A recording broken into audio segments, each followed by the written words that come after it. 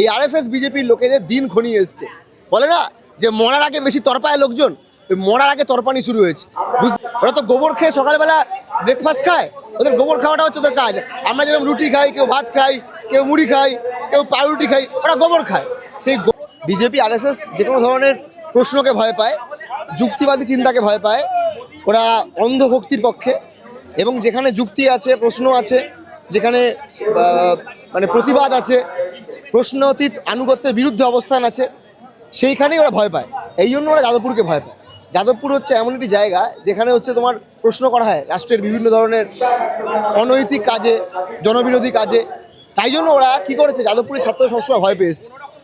এটা ভুলে যায় যাদবপুর বিশ্ববিদ্যালয়ের যে ইতিহাস, যে ব্রিটিশ সাম্রাজ্যবাদের বিরুদ্ধে ভারতবর্ষের স্বাধীনতা সংগ্রামীরা ব্রিটিশ শিক্ষাকে অস্বীকার করে যাদবপুর বিশ্ববিদ্যালয়ের প্রতিষ্ঠান তৈরি হয়েছিল। তখন তার নাম যাদবপুর বিশ্ববিদ্যালয় ছিল না, Bengal college of engineering, national institute of education, এই ধরনের নাম ছিল।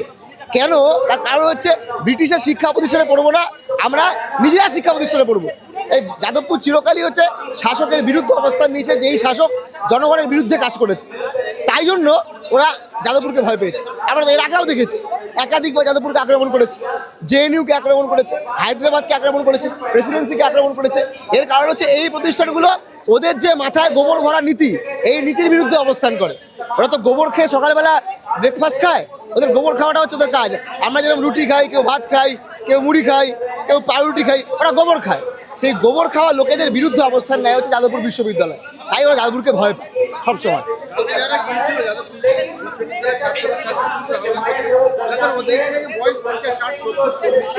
যারা গতকাল রাত্রিবেলা এসেছিল, এবিভিপির লোকেরা, বিজেপি আরএসএস এর লোকেরা, ভিডিও দেখিয়ে দেবো, তারা কেউ যাদবপুর বিশ্ববিদ্যালয়ের ছাত্র নয়, গবেষক নয়, শিক্ষক নয়, কর্মচারী নয়, সবাই বাইরের লোক। এবং এরা বাইরে থেকে এসছে, এদের অন্যতম এজেন্ডা হচ্ছে একটাই, যে এখানে গোলমাল পাকাবে। ভাবতে পারেন, মানে গেটে তালা দেওয়া অরবিন্দু ভবন, তার মধ্যে আগুন দিয়ে দিচ্ছে, গণহত্যা করার চেষ্টা। স্বাধীন ভারতে এই চিত্র আমরা কোনোদিন দেখিনি, বাংলায় তো দেখিনি, যে ছাত্রছাত্রীদেরকে হস্টেজ বানিয়ে আটকে রেখে আগুন দিয়ে পুড়িয়ে মারার চেষ্টা করেছে এই বিজেপি আরএসএস এর লোকেরা। এবং এতে প্ররোচনা দিয়েছে কে? এই যাদবপুর বিধানসভার অন্তর্গত যিনি বিধায়িকা আছেন, তার এখানে প্ররোচনা রয়েছে।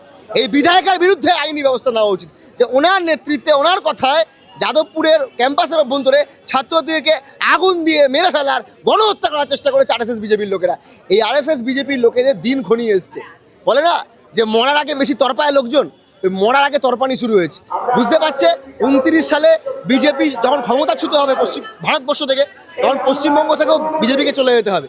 সেই কারণে ভাবতে যা করার করে নি, যাদবপুরকে ধমকে চমকে ভয় দেখিয়ে খুন করার চেষ্টা করে আটকানো যাবে না। কারণ যাদবপুর বিশ্ববিদ্যালয় আমাদের স্বাধীনতা আন্দোলন, যুক্তিবাদী আন্দোলন, চিন্তাধারা, মুক্ত চিন্তা, এগুলোর প্রতিকৃত। যাদবপুর বিশ্ববিদ্যালয়ের উপর আক্রমণ মানে আসলে আমাদের উপর আক্রমণ, সাধারণ বাঙালিদের উপর আক্রমণ, সাধারণ লোকেদের উপর আক্রমণ। আমরা জনগণের কাছে আহ্বান করব, এই বিজেপি আরএসএস এর বহিরাগত গুন্ডা যেগুলো কালকে ঢুকেছিল, তাদের বিরুদ্ধে অবস্থান নিন। আর শেষ যেটা আমার বলার থাকবে, কথায় কথায় একটা কথা দেখবেন, মিডিয়ার লোকেরা বলে, আপনাদের মতো মিডিয়া নয়, বড় বড় মিডিয়া হাউস যারা এখন বিজেপি বিবাহকে রূপান্তরিত হয়েছে, যে কি ক্যামেরা, সিসিটিভি ক্যামেরা থাকলে নাকি সব ভালো হতো। সিসিটিভি ক্যামেরা তো ছিল এখন যাদবপুরে, সিসিটিভি ক্যামেরা দিয়ে আশা করি চিহ্নিত করা যাবে যে কারা কারা ঢুকেছিল, কারা কারা আগুন লাগিয়েছে, কারা কারা পতাকা পুড়িয়েছে, কারা কারা ছাত্রদের গণহত্যা করার চেষ্টা করেছে। এদের বিরুদ্ধে আইনত ব্যবস্থা, কঠোর ব্যবস্থা, এবং যে ভাষায় যে বোঝে আইনি ব্যবস্থা তো হবেই, অন্য আইন বর্ধিত ব্যবস্থাও ছাত্রছাত্রীরা, সাধারণ মানুষ নেবে। এই বিজেপি আরএসএস এবিভিপির মতো শক্তি, যে শক্তিগুলো জনবিরোধী শক্তি, এদের জায়গা যাদবপুরের মাটিতে হবে না।